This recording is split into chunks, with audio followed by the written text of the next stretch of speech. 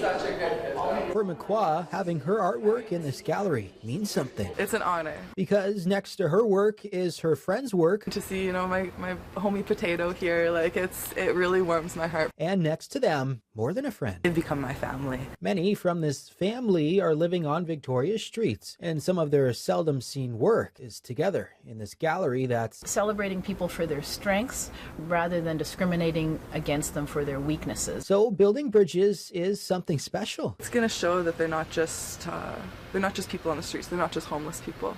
They have beautiful spirits. And to see this all come together could make you cry. It's time we built the bridges between the communities, have a little bit more love and understanding instead of judgment.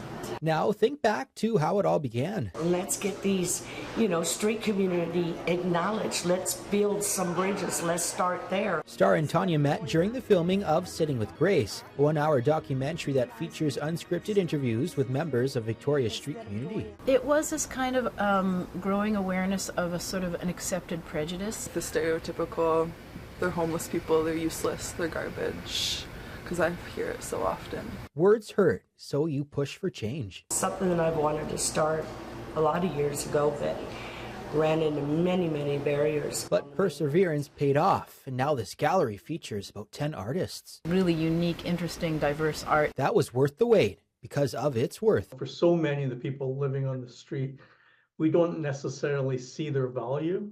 When we see their artwork, we begin to understand their values more. Grant says many of the people our place helps are in survival mode. And yet they can still pour this heart and soul into their creative pursuits. A 2023 point-in-time homeless count found that more than 1,600 people in Greater Victoria were homeless, and 68% of them had a substance use issue. I was an addict. I was there before. So being in this gallery that features her and her family's work is something to celebrate. Being a part of this now and finding a better place in my life that I'm not going to drugs and I'm not drinking and I can actually be there with them.